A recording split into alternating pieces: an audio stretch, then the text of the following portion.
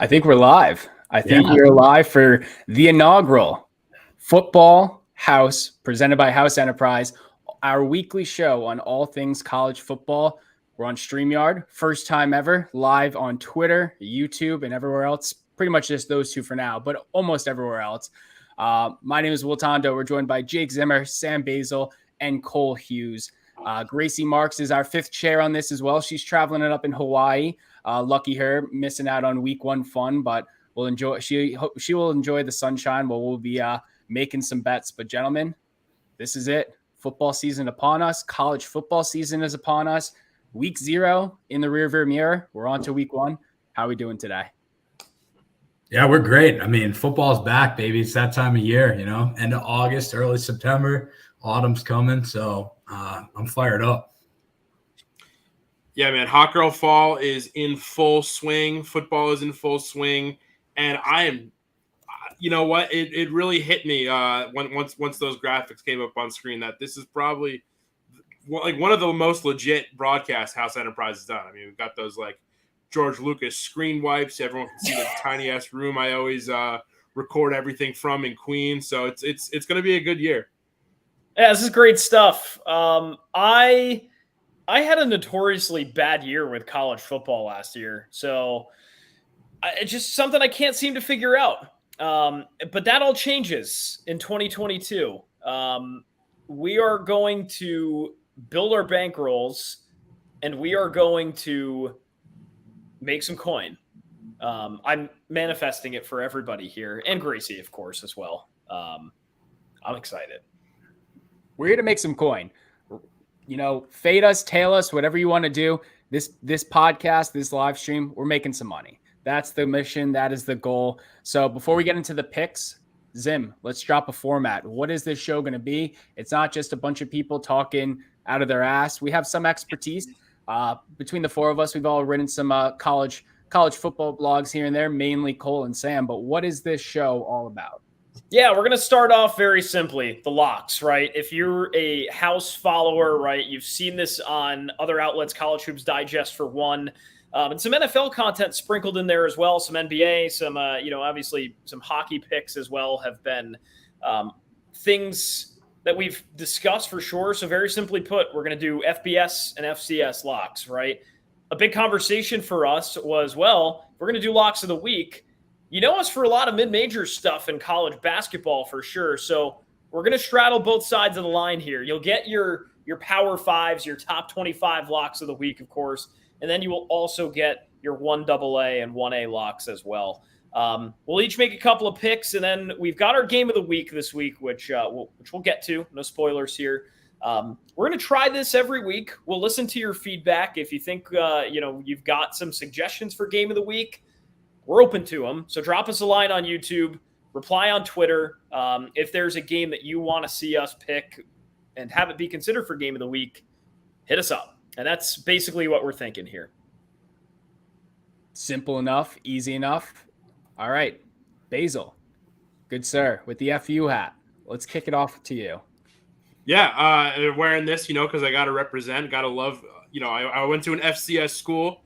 Always got to represent FCS football. It's a great product. So Fordham's kicking off against Wagner tomorrow night. Which would you like me to start with? My locks of the week? Let's go the two locks. We'll go around the horn. All right. Let me just get those up real quick.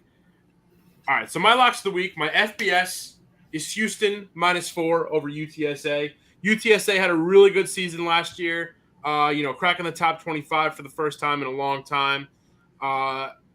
I just don't know if they're going to have what it takes to, repeat that kind of miracle run.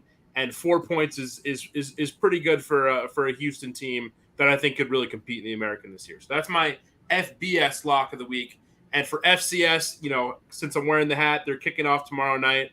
I gotta be a homer in week 1. I'm gonna go Fordham Rams over Wagner at Rose Hill. I believe this one's actually gonna be in Staten Island tomorrow night. Trash. I know it's a rough one. Hey, New York City's got college football. A lot of people don't realize, but it's there. And I think Fordham, they're kind of on a steady increase. They got a couple guys on that team right now. Fotis Kokosoulis the wide receiver, Tim DeMore at the quarterback. Try to make, one last go at it in the Patriot League and stop Holy Cross from winning a 4th consecutive Patriot League title. They can't let it happen, and I think this is just the beginning of that. So they're my FCS lock of the week. Isn't that crazy? Holy Cross. It's just a football dynasty. I think, was it UConn they beat last year? It was. I believe so. Yeah. Well, I mean, it's UConn, but still, like a win against a much bigger program. It's one of those things, right? The Patriot League is a competitive conference within itself, but a lot of teams that do end up coming out of it don't really make it too far in the FCS playoffs. But we'll see. It'll be very interesting. So I'm excited. How are we feeling about those? Just excitement, or are we actually gonna win some coin? No, I'm locking it in. Fordham over Wagner tomorrow night, and Houston -4 over UTSA. I like the Houston. I'm excited because it's going to win. I think the Houston pick's a good pick. I think they're a good team. Every year in and out, they put up some points, and no one really talks about them. But I think they could have another good year. So I like Houston -4. I think that's a solid pick that could win you some cash. Yeah, they're always kind of floating. They're always like a consistent top 25 team, but they're never really able to like float past that like top 15 mark. So, I think they'll want to come out strong this year. All right, Cole, let's swing it over to you. All righty. Well, I guess I'll start with my FBS lock of the week. So my FBS lock is going to be Oklahoma State. They're playing Central Michigan at home in Stillwater, Oklahoma. Really like OK State this week. They are favored by 21.5. That is kind of a lot for, Central Michigan had a great year last year. They were MAC West co-champions, and, they had a good run, but I just think Oklahoma State's going to be too much for them at home. Their coach, Mike Gundy, he's going for his 150th career win when they play this weekend. So, there's only 3 other active coaches in college football that have 150 wins, and that's Nick Saban, Kirk Ferentz out of Iowa, and Dabo. So, I mean, if he can join that group, that's pretty special. So I think they'll try to get the win for him.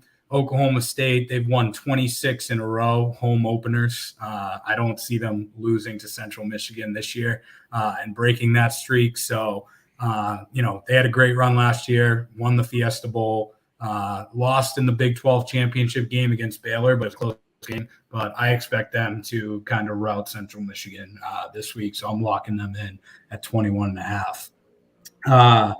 FCS picks. Yeah, it's going to be an exciting game. I think it might be high scoring, but it's going to be fun to watch.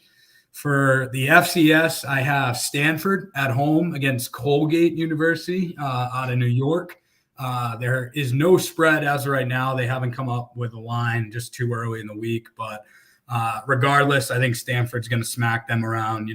Colgate, they've been a really good team in FCS play over history, but the last couple of years they've been struggling.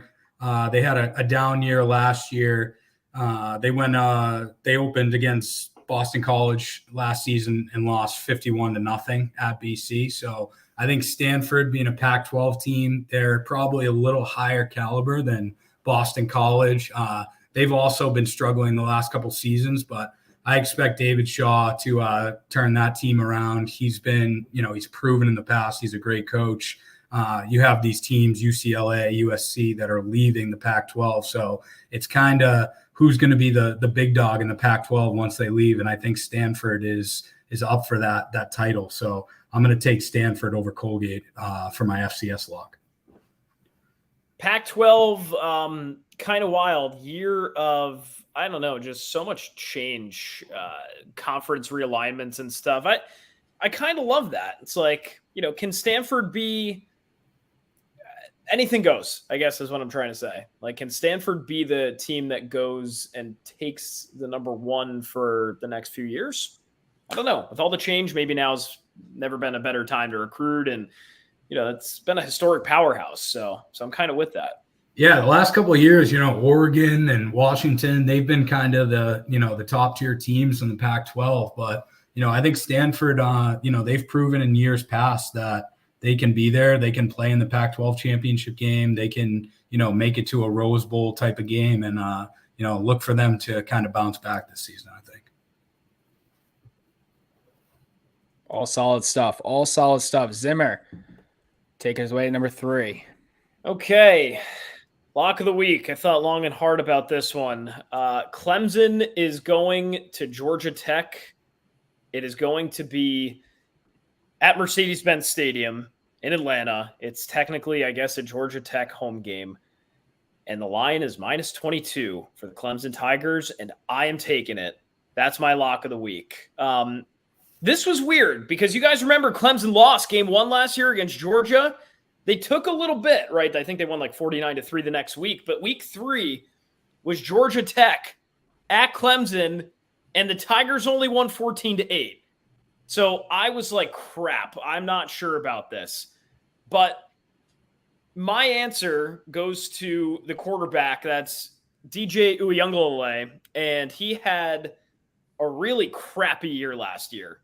He was potentially going to win the Heisman. A lot of people were saying, hey, this could be the year for him. And then he ranked 15th in the ACC in passing efficiency. Guess how many teams are on the ACC? There's 14 of them. So he was on the outside looking in. There was a backup quarterback that ranked a little bit higher in that rank than him. I believe he's got it back. He worked his tail off in training this year. You should see what his teammates are saying about him, that this is the best he's looked. He's out to prove a lot of people wrong. And he's the reason why I think this could be another route. That add a little skin in the game that Georgia Tech nearly stunned them last year. I think we've got ourselves a lock, boys. So I'm going to take Clemson -22 over Georgia Tech this week. Thought about that a lot. I like that. I think with these neutral site games, right? Mercedes-Benz Stadium, you said, I think players get fired up for those type of games, right? I mean, let alone it's week 1, you're going to be fired up no matter what. But if you're playing at a neutral site at a stadium like that, I think Clemson's going to want to ball out, and I think they're going to want to make a statement early this year because, last year they kind of had a bad year. Over the last 5 or so seasons, they've been national championship contenders every year. Last year, they couldn't get it together with their freshman quarterback. But I agree. I think he bounces back this season. I think he has a good year, and I think they start out on the right foot against Georgia Tech. Yeah, and it's so weird because it's a neutral site game, right? But it's in Georgia Tech's backyard. You've got the Atlanta groups coming, but I mean, Clemson's everywhere. So that's going to be one of those that it's very split. The Clemson fans are going to travel out. They're going to pack that place up. Neutral site game in that kind of stadium, man, I'm fired up for that too. It'll be interesting to see how many fans from each side come, whether it's more Clemson people or Georgia Tech. It'll be interesting to see. Yeah, I don't know. I feel like Clemson's going to show out just because I feel like there's more. Are there more Clemson students than Georgia Tech? I really don't know. Certainly more that care more about football. Yeah. Than that. I'm looking forward to that one for sure. We'll move to FCS. I'm taking Akron -14 over St. Francis, Pennsylvania. I really think we've got 2 NEC games. You've got a Wagner football and then St. Francis. And very simple with my logic here, guys. Akron went 2-10 last year, right? They weren't that great. But guess what? They beat Bryant by 21 points. I mean, Bryant beat St. Francis by 1. Very simply put, I'm using the transitive property to put Akron as, what is it? Is it 14 over St. Francis? And I think, with those early games, they're guarantee games, right? So Akron's buying out, the red flash. That's one that I just think Akron's going to have their way with them, right? It usually takes a couple of weeks for these NEC teams to figure out, to get their wits, to understand what their offensive schemes are going to be and how to penetrate an elite or, top tier defense like Akron. I think this could get ugly. This is one that could get really ugly. So 14 points Akron's getting. I'm all over it. Good logic. Transitive property. You brought out some middle school science on us, and Not all I'm good you know, for. Yes. as 3 proud Bryan alumni, they just transitioned into a new conference. I don't know if we can use that as the example, but I'll buy it. I'll buy it. I will buy it. Will, what do you got? What are your picks this week?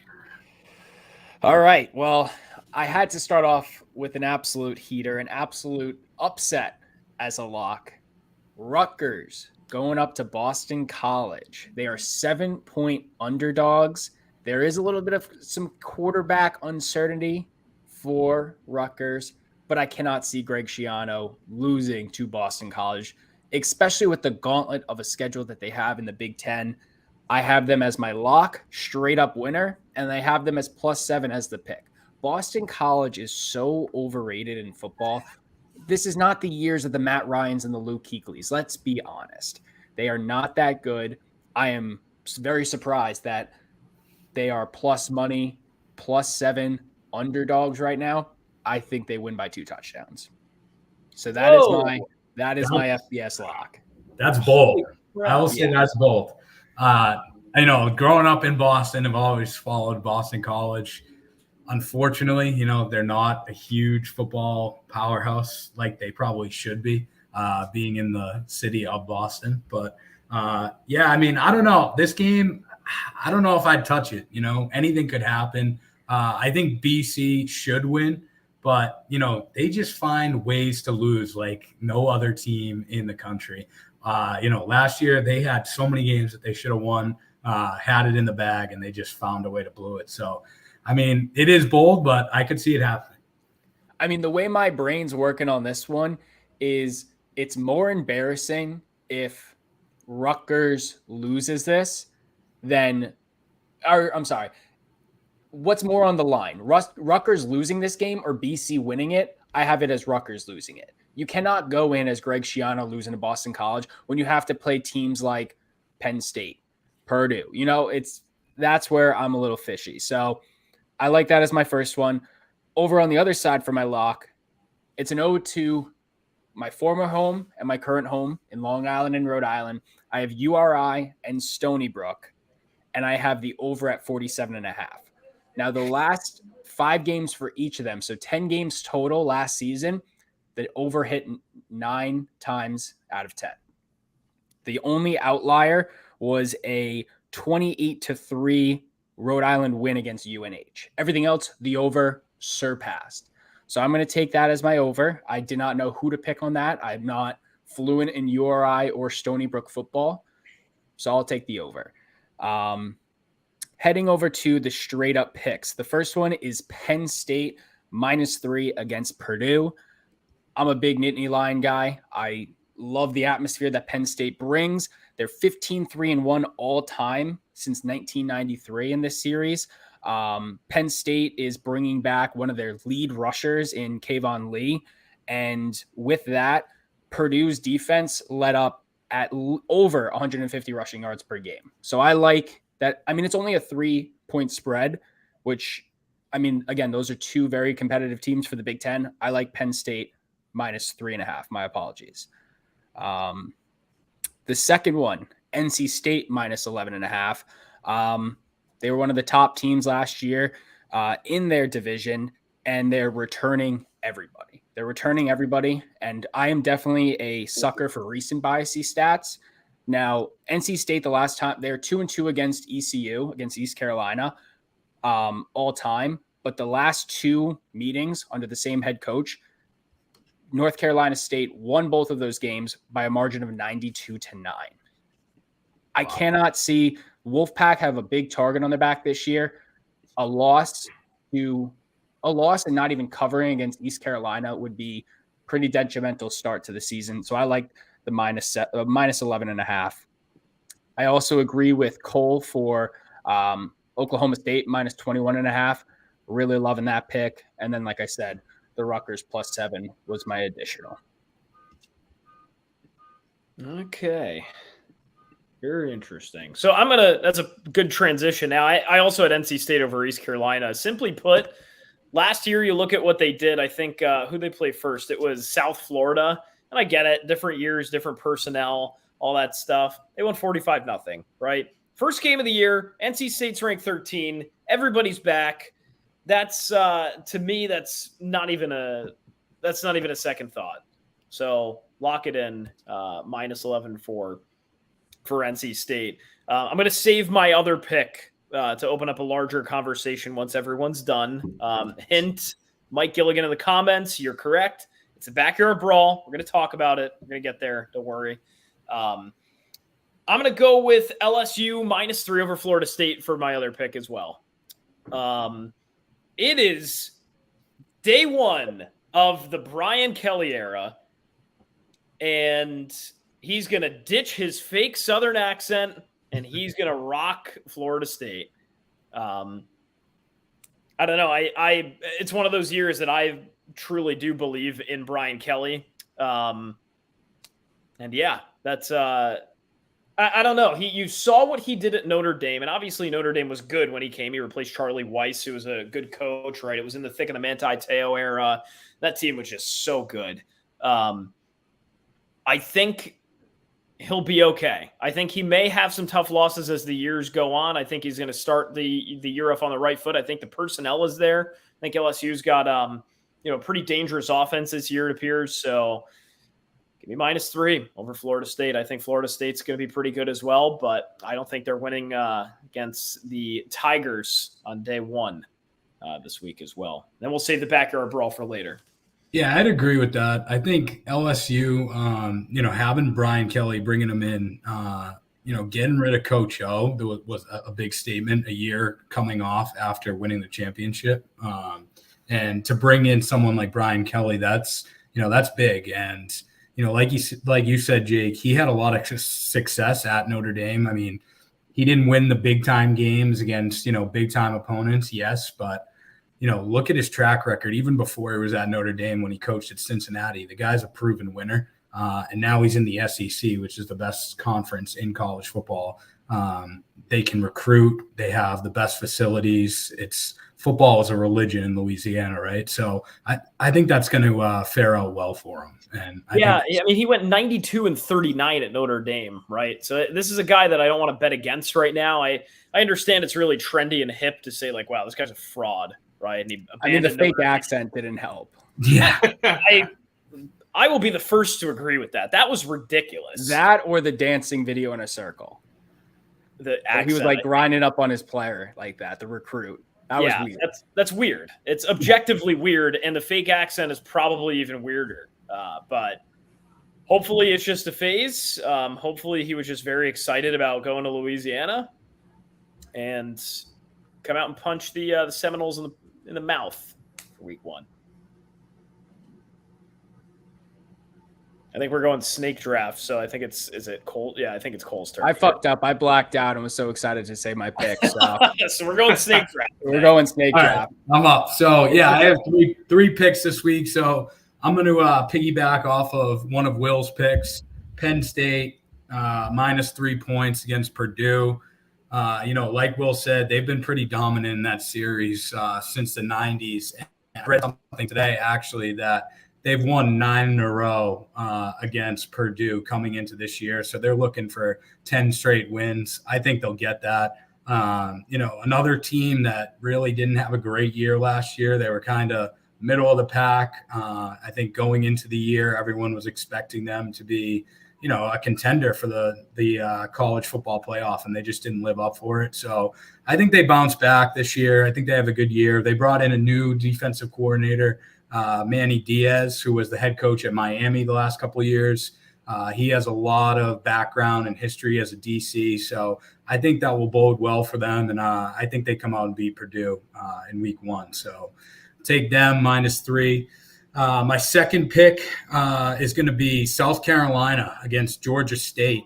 So South Carolina, 12.5 point favorite. I like that. They're at home. I think they're gonna do pretty well against Georgia State. Jadeveon Clowney's coming back week 1. They're retiring his number. So there's going to be people fired up in that place. They're going to want to play well. And they have their new quarterback, Spencer Rattler from Oklahoma, that transferred there. We saw what he could do when he was in Oklahoma with the Sooners. And, I expect him to, bring a lot of talent, but leadership also to that program. And I think they take on Georgia State and beat them. So we'll say South Carolina 12.5. And then my third pick is going to be Louisville versus Syracuse. Louisville's traveling to the Carrier Dome. They're 4.5-point favorites. I'm going to take that. They've been dominating Syracuse the last couple of years that they've played them. Last year they beat them 41-3. I don't know if it'll be that big of a blowout this year, but they're looking to extend their win streak to 4 games. I think they're able to do it, and I think they cover the 4.5. So we'll take Louisville over Syracuse. Those are my picks for the week. I love betting against Syracuse. It's one of my favorite things ever. It's so easy. But here's the thing. ATS, Syracuse is 10-4. Last year, they were 10-4. So I love it because I love degrading Syracuse. And I think they will lose this game. Yes, they will lose this game by a lot, hopefully. But the data shows that that might not be a good idea, which is crazy. Isn't that nuts? I just looked it up now. Syracuse football against the spread. It's risky, but hey, you gotta kind of sometimes play with the water, Their losses are bad. I mean, they took we're just talking about NC State. They lost 41-17 last year. What else? They had some bad losses last year. Yeah. Oh, and last year it was 41-3 at Louisville. They lost too. Yeah. So they got blown out last year. I mean, it helps that they're at home for sure. But I think that's really the only thing they got going for them heading into that game. Fuck the Carrier Dome. Just because. Is Syracuse just even good at any sports anymore? Not like they used to be, man. Lacrosse? Is that a hot take? I think that's reasonable. Lacrosse isn't that great, and that was their not pride. This big bag. Yeah, there's not this big bad team in Orange anymore. No, even basketball. We're forgetting some I'm sorry if their soccer team or something or field hockey is really good. I don't know. Racquetball national champs. Yeah, we'll preemptively apologize as a group if we're omitting a nationally ranked Syracuse team. Sorry. All right, I think it's over to Sam. All right. Yeah, so I got 3 picks. Three pretty good ones, I think. First one, it's kind of a 2-parter if you want to kind of parlay this. It's Oregon to cover plus 17, Georgia to win. There's a lot of really interesting, kind of threads going into this Oregon Georgia game. Obviously, Oregon, they're entering the season ranked. As the Pac-12 kind of evolves and USC and UCLA move to the Big Ten and make the Big Ten the first bi-coastal conference in college sports, which is pretty crazy. I think Oregon is going to try to kind of move in there as one of those big powerhouses, and they got to do that by getting some good wins against other outside Power 5 schools, like we saw last year against Ohio State, where they pretty much killed Ohio State's playoff chances in week 2 in one of the best games of the year, 35-28 win. And going into this year against Georgia, their head coach, Dan Lanning, was the defensive coordinator last year on the national championship winning team. So while, he doesn't necessarily have Georgia's playbook, he knows how these guys tick. Sorry. Just got something pop up on my computer. He knows how these guys tick. He's going to be able to run, certain schemes that are going to be effective against this defense. And you've got transfer Bo Nix from Auburn taking the helm of the Georgia team. So 2 guys with a lot of SEC experience playing against a very strong Georgia team that, while strong, I think they did kind of take a hit on defense with a lot of guys leaving. So it's going to be close. I think a double-digit spread against Oregon is a little disrespectful to what I think this Ducks team can bring. but it's perfect for anybody who wants to bet on this game because I would hammer that spread. I mean, a lot of people are saying Oregon can win this by like, or a lot of people are saying they can win, but I think the margin's going to be something like a 31-27 game or something like that. It's going to be a lot closer than a lot of people think. My next one, I'm going to stick with some SEC teams a little bit. That's going to be Florida +3 over Utah. Right now, we're kind of seeing a bit of a shift in the SEC. I mean, one, they got a home opener in the Swamp. It's really hard to bet against any Florida team that's opening at home. Vibes are going to be high. And while I don't think they're going to be the best team in the SEC this year, I don't really think they're going to be a contender for the conference championship. This is, by just raw athletic ability, one of the most talented Florida teams we've seen in a very long time. And I think that's going to be centered around Anthony Richardson. They're talented, they're deep, they're athletic, and they're going to be able to contend, especially against a team like Utah. They're going to be flashy.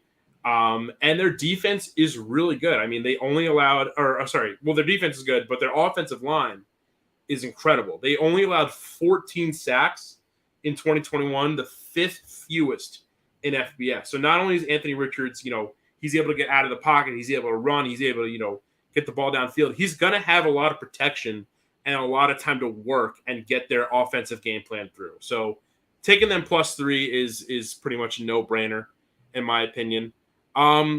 This one is, I'm not going to lie, I'm going to put some money on this, but I'm going to be sweating it out pretty much the entire game. And that's Cincy +6 over Arkansas. They obviously came into the college. They were challenging for a spot in the college football playoff for 2 years. They finally made it.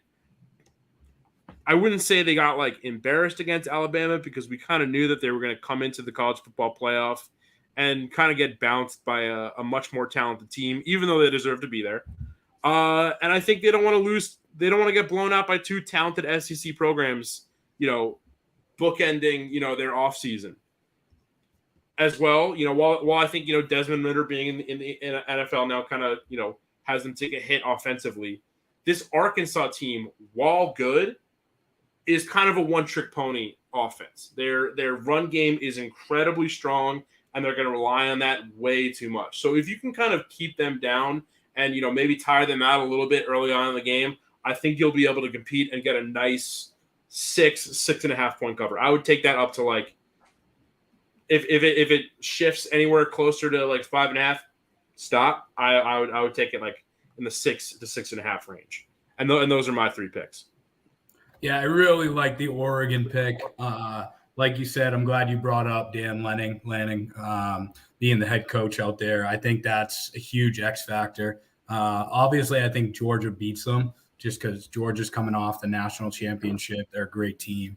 I like them to be in the college football playoff again this year, but I agree. I don't think it's going to be a blowout. I don't think they're going to cover.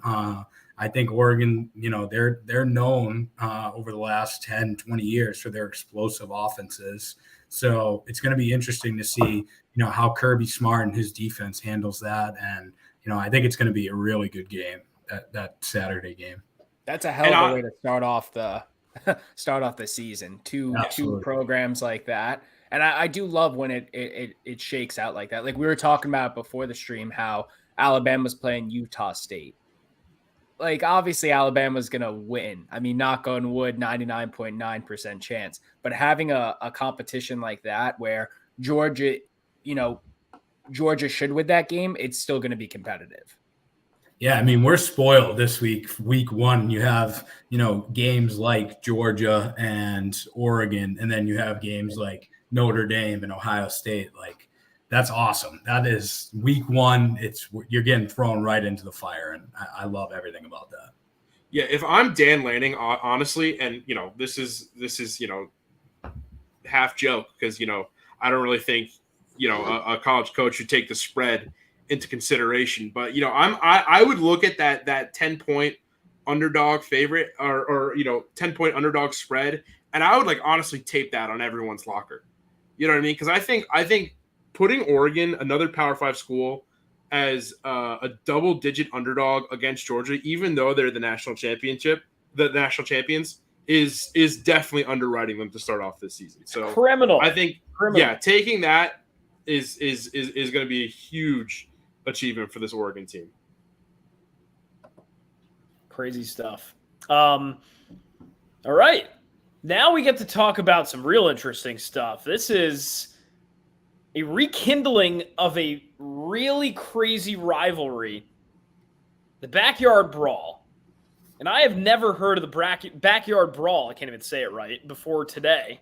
This is back in the days when I did not watch college football really a lot, but the Backyard Brawl, Pitt and West Virginia, one of the most storied rivalries across all sports. They do it in basketball. They've done it in soccer. They've done it in women's basketball and football, obviously, just going back to 1895 when West Virginia won 8-0. This is really historic stuff that we're getting. And after 11 years off, too. This has not been played since 2011. It's a shame to the blue collar community. It's Cole versus Steele, and it should be always happening, in my opinion. Oh God, this is something we didn't know we needed. So this will be our rivalry game this week. We have a really interesting line, and it is +7.5 for West Virginia. So Pitt's favored by 7.5. Pitt is ranked to start off this year. Pitt has a very good roster, and they could contend to be in a pretty high bowl game if the projections are what they are.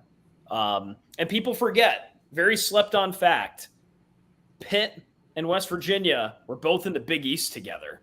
And that was when they stopped playing that game in 2011, when they both left the conference. This has generated just so much over the years, right? Pat McAfee, you just heard him talking this week about how he missed a chip shot field goal to lose in 2007. And on a dark and serious note, he was contemplating suicide. It was that, he had West Virginia fans, giving him death threats and stuff. They care about this game so much. It brings out the best of people. It brings out the worst. And we're going to make some wagers on it. So that's one of my picks today, and I guess I'll start things off. It's going to be West Virginia +7.5. There's two reasons I think why I gravitated towards this. Number one is that 4 of the last 5 backyard brawls have been decided by 4 points or less. West Virginia had a throttling for 1 year. I think it was, when was that? That was 2010. They won 35-10. But other than that, looking at scores like 13-9, 19-15. History, I guess you can sort of toss it out the window after 11 years, but I just keep coming back to it. That's the big point. And also, I'm a big JT Daniels guy. Will's shaking his head. I believe in him. We need a mid hotkey. Mid! I got to start adding that. Yeah. Gilly's telling me no, not West Virginia. He's right. It's not the Geno Smith days anymore or Tavon Austin. They're not going to come out and ball out. Pittsburgh's gonna win at home, I think, and I think they'll cover the 7.5. I don't know. I think it's someone needs to lose in the first game that it's not Heinz Field, it's Acrisure Stadium, and if you can't tell, I'm a very big, hey, the omen is what it is. Someone's going to have to pay the price for the Heinz logo coming off the field, and it's going to be Pitt. Roll Mountaineers. It's not the Steelers who are still struggling to name a Week 1 starter, which is wild. Which is wild. I know. I don't get that. That's so weird. They were trying to. I think they're trying to lose too, but I think they're just trying to see what they can get for a Mitch or a Mason Rudolph, because they already know who the guy is. That's a good take. I think also. Did you guys see the Steelers? Totally unrelated. The Steelers, all their games are in the Eastern Time Zone this yes. year. Well, I saw you guys tweet about it today on the BBB no Twitter, which is yes, no jet lag. No jet lag. I don't know. Hey, it's brilliant. I also think it's BS though. It's BS. Imagine if the Steelers go 17-0. I'm gonna quit watching football. Yeah. Something You would to keep never an hear eye the on. end of it. Steelers fans would never let that die. But that's my pick for the backyard brawl. I just think don't sleep on the Mounties. The Mounties aren't going to have. They might not have a great year. I think they could start it off with beating Pitt. That would be nice. That's all. I think they cover the spread. I think 7.5 is attainable, but I like Pittsburgh. And I shook my head at JT Daniels, not only because, I mean, again, once a 5-star prospect, 5-star recruit, bounced around from USC to Georgia. This is now a new home. It's a big game to start off your career in as a Mountaineer. But I like Pitt's defense more than Daniels' success with West Virginia's offense. So last year, Pittsburgh was second nationally with close to 4 sacks per game. Under Narduzzi, Pitt is 22-1, where they have at least 4 sacks, and 5-0 last season when that occurred. So if the defense can get on West Virginia, who does not have the strongest line in particularly, I think they win this game. But I do think the line should be, I think the line is definitely inflated. It should be closer to 3.5. Yeah, I agree. I think this would cause me much more skepticism if it were at 3.5 or even 4 points, right? I think that's where I'm at with this. I think I'm very tempted. The Mounties, I don't know. I just don't think the whole Stetson Bennett and JT Daniels saga, I don't really know. Obviously everyone loved the Stetson Bennett story last year. It was like this guy worked his tail off. He stuck with the program. He, I guess, was a walk-on, right, to start off or something like that. The circumstances are unclear. I forgot. But I don't know. I thought Daniels had it in the bag, and hopefully the change of scenery is what he's going to need to have a good year. So he wants some bowl games, too. I think by my count, 1, 2 – yeah, if you count the national championship, he's got 3 rings for bowls. So I'm gonna go on the limb and say he gets it together. I am going to go against you on this one, Jake. I just think Pitt being at home, they're being ranked. I think if they lose or it's a tight game against West Virginia week 1, they probably lose that ranking or it goes down significantly. So I'm going to take them by 10. I think Pitt covers. I'm going to say Pitt wins by 10. Wow. Yeah, I'm going the same way. I think right now the biggest factor for me is West Virginia's they've got kind of a weak, inexperienced secondary unit, and I think that's going to be really tough for them. I know Pitt's coming in with a new quarterback, so that's obviously a big change for them. But if they can get the run game established very early and just kind of find openings, I think covering. You guys are saying that a 7.5 is being a bit too generous to Pitt. I think it's about as fair as you can get, if not a little bit too generous to me. I think it's going to be like a 7 to 9 point game. So I'm going to take Pitt to cover and Pitt to win. All right, we shall see. We shall see. The backyard brawl, first rivalry. Yeah, first rivalry. I'm just so pumped that it's coming back. I mean, like I said, brings out the best, brings out the absolute worst. Gets pretty trashy out in Morgantown and that Pittsburgh, West Virginia belt. So the blue collar battle. That's what I'm saying. The blue collar. It's battle. only 75 miles between the two schools, which is pretty cool. Wow. That was shocking to me when I found that out. It's wow, when people go to games in Morgantown, they just fly to Pitt most of the time. Either Pitt or Cincinnati. Yeah. It's actually true. I mean, maybe it's just shocking because we're all just, not brushed up on our geography. Yeah. No. Went to school for business, not geography. Yeah. All set. Yeah. No, I mean, I think it's great that it's back, Jake. Like you said, I mean, that's the best part about college football, right? Is these rivalries that we get, these traditions. And, that's what fires people up. And I think having that back is, great for not only the Pitt fans and West Virginia fans, but for college football as a whole. So looking forward to it. I think my goal is to go to a game at West Virginia, just like any game. I want to be part of Country Roads. I guess Pittsing Sweet Caroline too, so you'll get that at Acrisure Field, whatever you want to call it. Cool game day experiences there. We'll definitely have to do one day a Mount Rushmore of like game day experiences, because last year when Michigan did Mr. Brightside, I was feeling it. I was feeling it, and I love when Penn State does the whiteout, but the Mr. Brightside at Michigan might have taken over as the number one for me. Yeah, I will also cast a vote for Wisconsin's jump around. Yeah, that's a good one. I think, we're going to have to come back. They play Tom Petty at Gainesville. That fires people up too. Who, Wisconsin? No, in Florida. They play Tom Petty. Florida.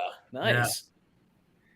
We were deprived a good football atmosphere. Both of us, both of our schools, Bryan and Fordham. Basketball was where it's at, but man, a football game, that would have been something else. Hey, it was pretty fun watching. One of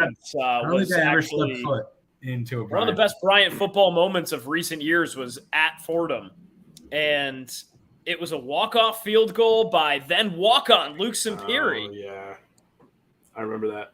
And he just walked it up. He kicked it. It was like probably 40 yards out, right down the pipe. He got a scholarship the next summer, and we basked in the tears of Fordham Rams. Sorry, own tears. Yeah, we took a bath in your tears of football L's. I gotta say though, it was my first 2 years at Fordham were Chase Edmonds' last 2 years at Fordham. Now on the Miami Dolphins. He was on the Cardinals for a while. It was pretty fun watching him just absolutely like light up Patriot League defenses. I mean, he was like, it was the perfect setting for him. So, I would say I had a pretty decent football experience. And we now we can say we got 1 full year of Lions wide receiver Tom Kennedy at Bryant.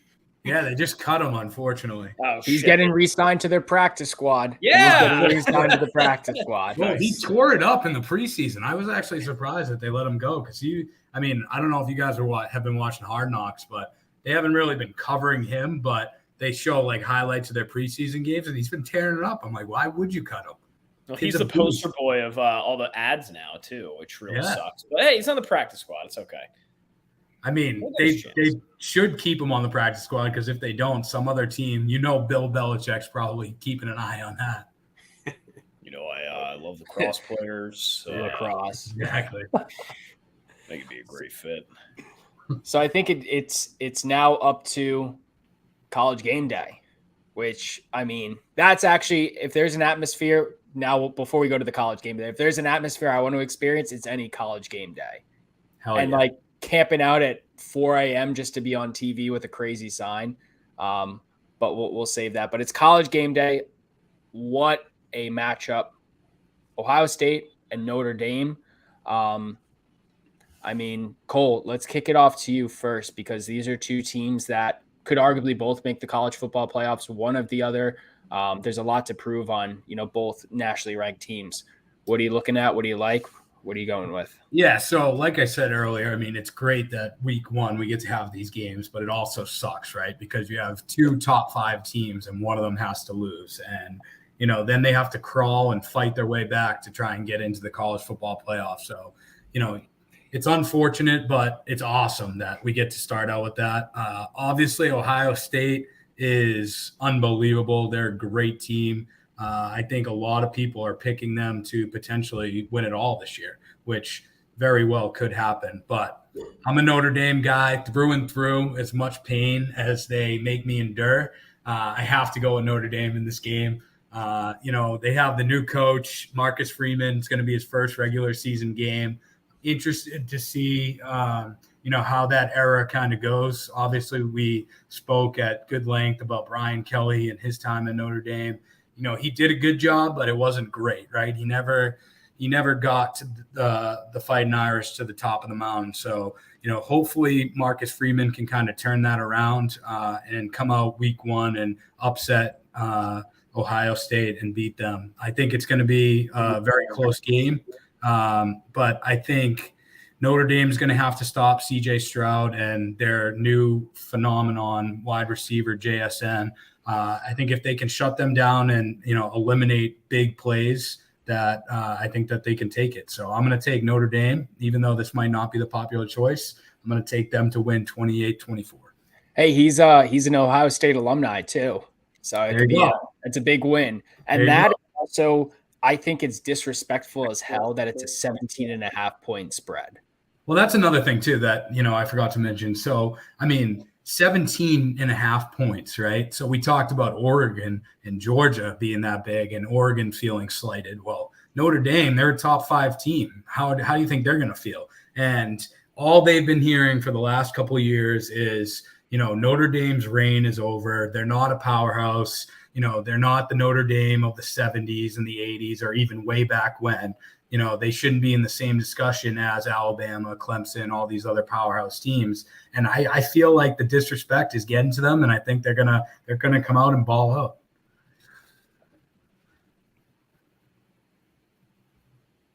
I can go next here. I just think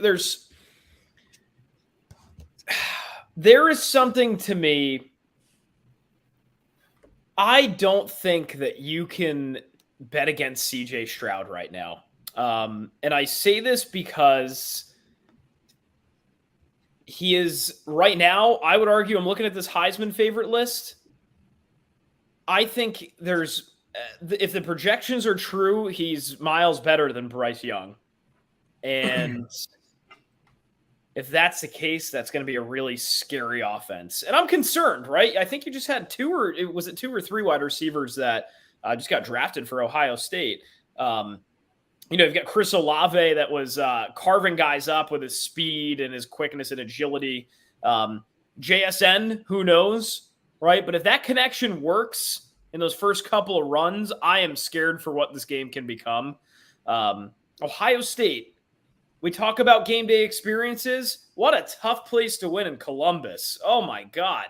That's like, I don't know. When Ohio State when they have a respectable offense, God help you, because you're not going to win in Columbus, Ohio. So I will give Notre Dame the respect they deserve. I will say the final score here is going to be 30-27 Ohio State. So I think Notre Dame covers. I think they make it close. I think Ohio State's going to beat them, though. And I think they're going to do it by a slim margin.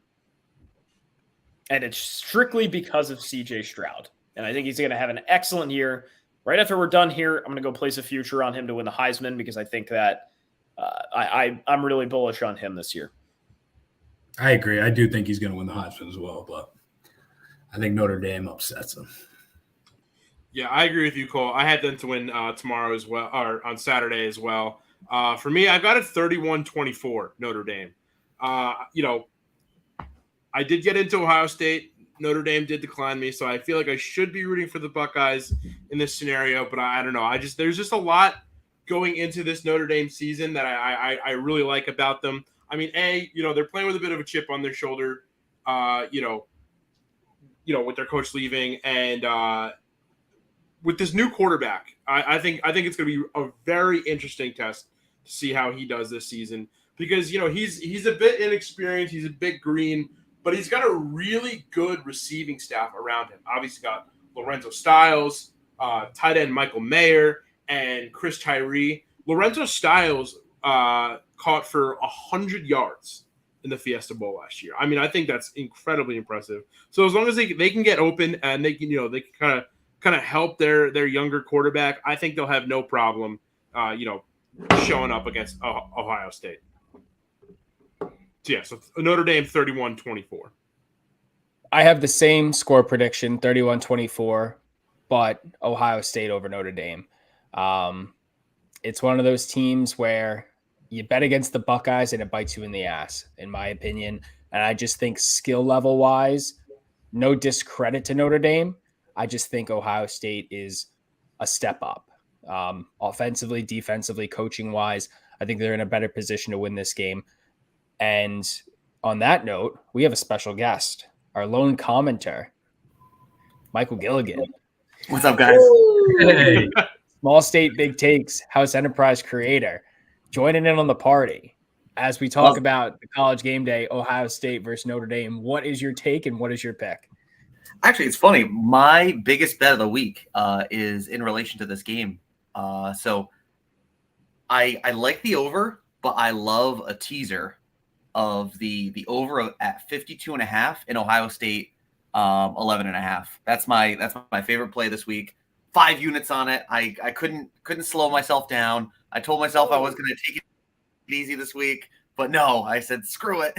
So yeah, that's my favorite play right there. But yeah, I do like the over straight up as well at 58.5. I just think Ohio State always puts up numbers early in the season. I respect Notre Dame. I think they can at least score 20 some points, right? So I think it could get a little ugly in my opinion, but at the same time, Ohio State they let it fly. They like to just air out the offense early on, and they're not afraid to run up a score. So yeah, I'll say this. I think it's definitely more important for Notre Dame, I think, because if they lose this game, it's going to be harder for them to fight their way back into the college football playoff discussion. I think if Ohio State loses this game, they still have big games within the Big Ten that they can make up for it. They go on a run, they make it to the Big Ten championship, they win that, they can still kind of sneak in there. So, it's going to be interesting to see. It's a huge battle week one. There's a lot at stake, and it's going to be a fun one to watch. Do you think because of that, because Notre Dame losing this game, it's going to be a lot harder for them to bounce back into the college football playoff discussion? And, with the way that college football is realigning and everything, conferences are changing, and, TV deals are changing. Do you think Notre Dame's time as an independent program is numbered? Because I'm going to say yeah. I think we're going to see them in a conference in the next decade or so. I think they should already be in a conference, to be honest with you. I think the fact that they have kind of held out has been detrimental to them. I honestly believe that. There's no reason that they shouldn't be playing in the Big Ten every year against Michigan, Ohio State, Penn State. They're in that region. They belong in a conference like that. They should be there, especially now with UCLA and USC coming in. Why not? Now's the time to do it. So, yeah, I do think that if there was ever a time to do it and they haven't done it thus far, that they should probably go into a conference. And I would say that the Big Ten probably makes the most sense. That would be the biggest reason, obviously, is the massive exclusive deal they have with NBC. Right? Yeah. But I don't know if you guys saw a huge deal just got reached with it was between NBC, Paramount Plus, and Fox. So basically, all those games that are going to be airing on all those networks are going to be simultaneously streamed on Peacock and Paramount Plus, including games on Fox. Fox games are going to be streamed on it's going to switch off on one of those two services weekly. So Notre Dame's already in on NBC. So the exclusiveness of their TV deal, and this is also specifically with the Big Ten as well. Sorry, I forgot to add that as well. So it's the exclusivity of this deal is already fading as TV is completely changing. So yeah, I think they're bound to be in the Big Ten in a couple of years. Hopefully, that would be a loaded conference. They'd also have to make a big switch though, because they're in everything else in the ACC. Right. But who knows? I wouldn't mind see them going to the ACC either. They play Clemson, they play the Miami's. They bring back that rivalry, right? So I think that would be great, but we'll see. We'll see what happens. It would strengthen that conference as well. Yeah.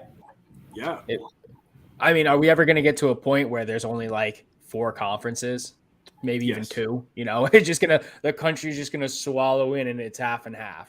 It's like Pangea for college football.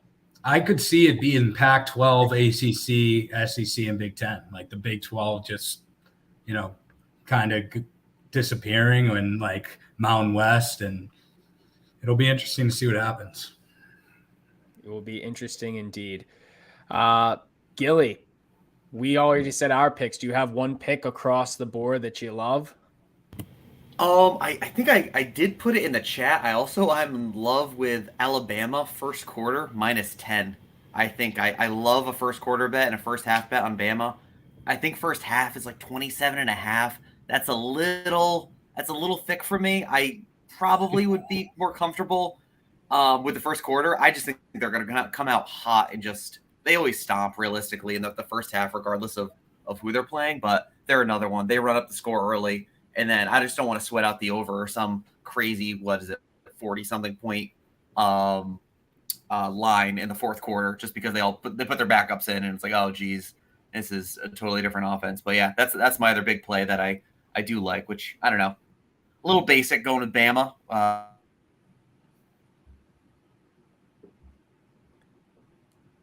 Did we lost?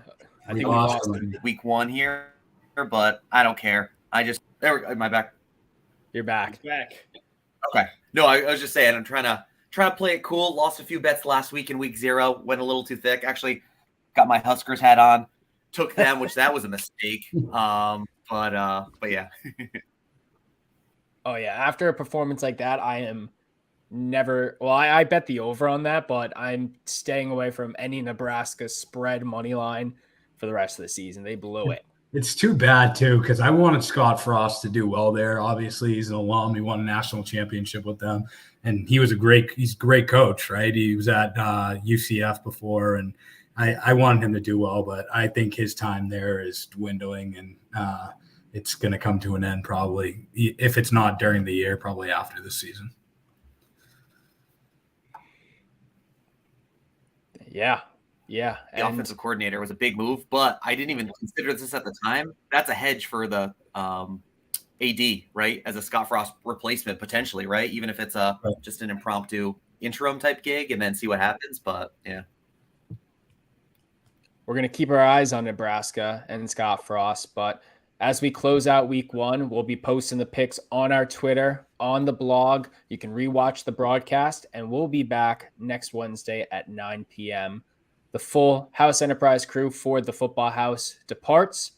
Happy week 1, gentlemen. Happy week 1, world. Let's win some coin. Let's go, baby. College football back. Love it.